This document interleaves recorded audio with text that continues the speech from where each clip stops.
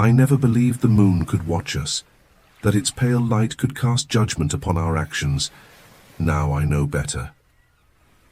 Welcome to the Obscuralore Vault.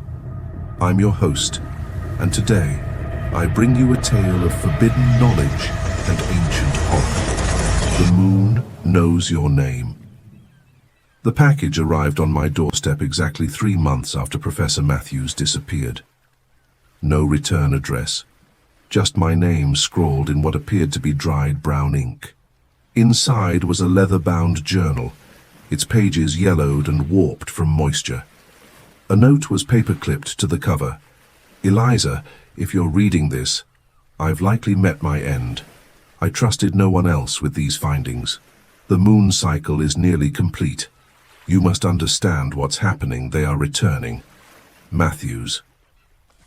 I was his research assistant for 3 years at Miskatonic University. A brilliant archaeoastronomer, Matthews had become increasingly reclusive in the months before his disappearance. The department chair claimed he'd taken a sabbatical, but his office had been cleaned out overnight, and his home stood empty. The journal's first entry was dated 18 months prior, February 2nd, 2024. The Callaway Foundation has approved my grant proposal. Finally, after years of rejection, I can pursue the lunar connection to the Habsburg Codex. The university remains skeptical of my research direction, but with private funding they cannot interfere. The ancient Germanic tribes believed the moon cycled through 13 phases, not 8 or 4, as modern astronomy dictates. Each phase allowed communication with specific layers of the afterworld. The 13th phase, which they called the Hollow Eye, supposedly occurs once every 83 years when the moon appears completely normal to the naked eye, but contains a hidden property visible only to those who know how to look. This Hollow Eye phase begins again next year. I must prepare. April 17th, 2024. Breakthrough.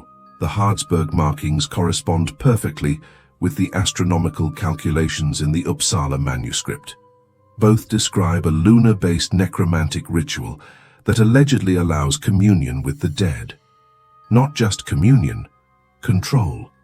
The ancient practitioners believed the moon served as a gateway between our world and what they called the dark sea beyond death. During certain lunar phases, this gateway could be manipulated. I've translated enough to understand the basic ritual structure.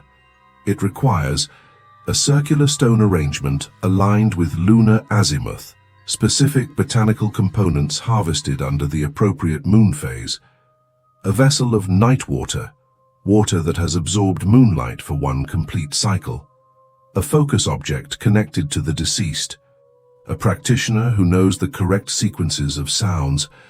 The Habsburg text warns repeatedly of those who listen from beyond the veil, and claims that during the Hollow Eye phase, the boundary between worlds becomes dangerously thin. Merely knowing the ritual creates a connection that they can sense. This is why necromancy fell from practice, not because it failed, but because it worked too well. June 8th, 2024. I've located the archaeological site described in the Habsburg Codex. It's in northern Norway near the Arctic Circle, a remote area where summer brings near constant daylight. The local authorities have granted me limited access starting next month. I've recruited a small team: Dr. Kuznetsov, geologist, Miranda Okafor, linguistics, and 2 graduate students. None know the true purpose of our expedition. I've framed it as a study of ancient astronomical observation sites. Sleep has become difficult. I wake each night precisely at 3:17 a.m. feeling watched. When I look out my window, the moon always hangs directly in view, regardless of where it should be in its trajectory. Just a coincidence. I must stay focused. July 21st, 2024. We found it, a perfect circle of standing stones, 13 in total, hidden in a valley untouched by modern mapping. Carbon dating places the site at approximately 3,600 years old, exactly as the Codex indicated. The center stone contains markings that match the ritual diagrams. Miranda believes they're instructions rather than decorative. Smart girl. Too smart. I've kept the translated codex pages hidden. The most remarkable feature is the acoustics. When standing in the center and speaking, one's voice carries to all 13 stones equally, then seems to vanish rather than echo. Kuznetsov has no scientific explanation for this property. Tonight I conduct the first test, a small ritual using only the botanical components and night water, just to observe any measurable effects on the local electromagnetic field. July 22, 2024. It responded. I performed the minor ritual at midnight when the moon reached its zenith above the center stone. Nothing happened initially. Then the night water began to vibrate. The liquid turned black despite the moonlight shining directly upon it. I recited the phonetic sequence as instructed in the codex. The water began to swirl counterclockwise of its own accord. The moonlight seemed to pool in its center, creating a luminous vortex. Then I heard it. A voice speaking in a language I've never encountered, not from around me, but from within my mind. It spoke for precisely 9 seconds before the water returned to normal. I recorded everything. Upon playback, the audio captured only static during those 9 seconds. The team slept through it all. When I mentioned hearing strange sounds in the night, none reported anything unusual. Yet, Miranda gave me an odd look. I think she knows I'm hiding something. August 3rd, 2024. The voices have continued each night, always at the exact moment the moon reaches its highest point. They're becoming clearer. I can almost understand them now. They speak of the return passage and the sunken gate. They ask for names. They hunger for names. I've sent Kuznetsov and the students back to the university with the preliminary findings. Only Miranda remains. She confronted me yesterday, admitted to following me during my midnight rituals. Instead of reporting me, she asked to participate. She's experienced the voices too. August 12th, 2024. Disaster. Miranda is gone. Last night, we performed the ritual together. Everything proceeded as before until Miranda added a component not listed in the codex, her blood. She pricked her finger and allowed 3 drops to fall into the night water. The liquid erupted into a column of black mist that moved against the wind. It enveloped her completely. I could see her silhouette within, seemingly conversing with something. Then she screamed, a sound of pure terror that cut off abruptly. When the mist dissipated, she was gone. No trace. The night water had evaporated completely. I searched until dawn. Nothing. Her tent remains untouched, passport and phone still inside. I told the local authorities she wandered off during a research hike. They've organized a search party, but I know they won't find her. The moon took her, but why her? Why not me? August 15th, 2024. I hear Miranda at night. Not her screams, but her voice. Calm, almost peaceful. She speaks through the moonlight when it touches the center stone. She says she's beyond, in a place where time moves differently. She says they have shown her things. Secrets about the moon, about what it really is. She says it's no natural satellite. It's a construct, a door, a watching eye built by things that existed before our sun first burned. I've abandoned the research camp. I'm writing this from a hotel in Oslo. Tomorrow I fly home. I'm bringing the night water container, though it remains empty. Sometimes when moonlight hits it just right, I glimpse movement inside, like a reflection of something that isn't in the room with me. September 21st, 2024. I can't escape it. The moon follows me. Even when I close all blinds and curtains, its light finds cracks to slip through. The voices have followed me home. They no longer just speak to me, they speak through me. My research assistant, Eliza, mentioned today that I've been mumbling strangely during department meetings, words in no language she recognizes. I've begun the next phase of research. The ritual can be performed anywhere the moon shines, though the stone circle amplifies its effect. I've created a miniature version in my basement using stones collected from the Norway site. The voices have promised to return Miranda if I help them. They need more names. October 5th, 2024. I gave them a name. God forgive me. The homeless man had no identification. No one would miss him. I offered him food and shelter for the night. I needed a subject to verify my findings. The night water turned black the moment he entered the ritual circle. I recited the words. The moonlight did the rest. His body remained behind, but he was gone. His consciousness, soul, whatever makes us human. His body still breathes, heart still beats, but his eyes track nothing, and his face hangs slack. A perfect vessel. Something else looks out through his eyes now. Something ancient and patient. Something that has waited eons for this moment. It spoke using his mouth. It said the hollow eye approaches, and when it comes, the gate will open fully. October 13th, 2024. I can't care for the vessel anymore. It neither eats nor drinks, yet continues to live.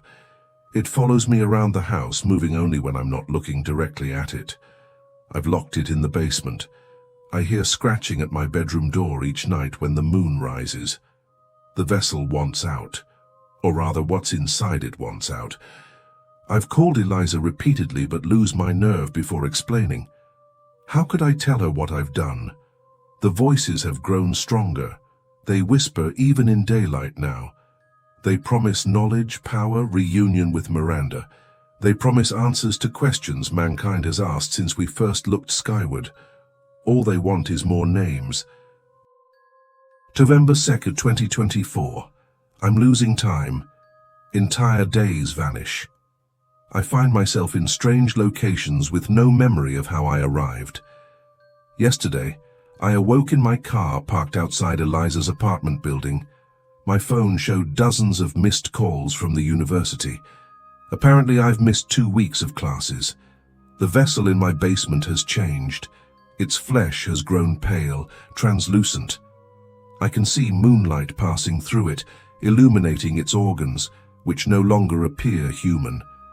I've discovered a final ritual in the Codex, a way to close the gateway. It requires a willing sacrifice, someone who has glimpsed beyond the veil but chooses to seal it permanently. I must be that sacrifice before the hollow eye arrives. November 17th, 2024. They're lying. The voices, the moon, all of it. I tried to perform the sealing ritual last night. As I began, the vessel broke free from the basement. Not by breaking down the door, it stepped through the solid wall as if passing through mist. It attacked me, not to kill, but to stop the ritual. In the struggle, its skin tore like paper. What's inside is not human, never was. I understand now.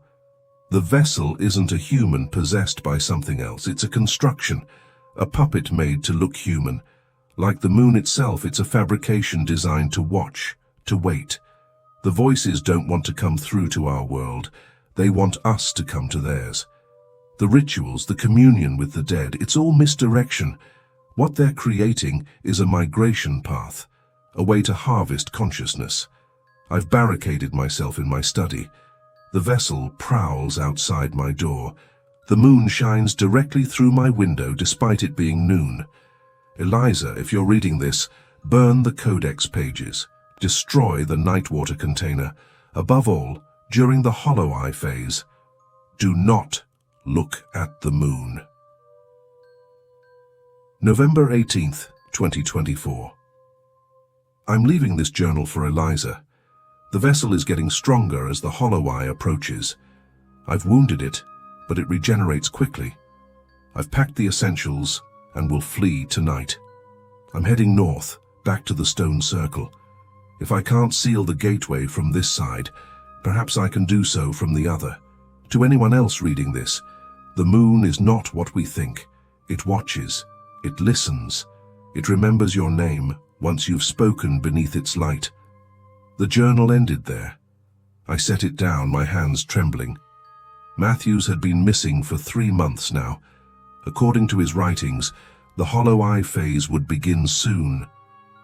I told myself it was madness, the ramblings of a brilliant mind broken by isolation and obsession. Yet as I glanced at my window, I noticed the full moon hanging low in the sky, casting long shadows across my apartment floor. Had it been full yesterday? I couldn't remember. The knock at my door made me jump. It was nearly midnight. Who would visit at this hour? Through the peephole I saw a figure in a rain-slicked coat, head bowed.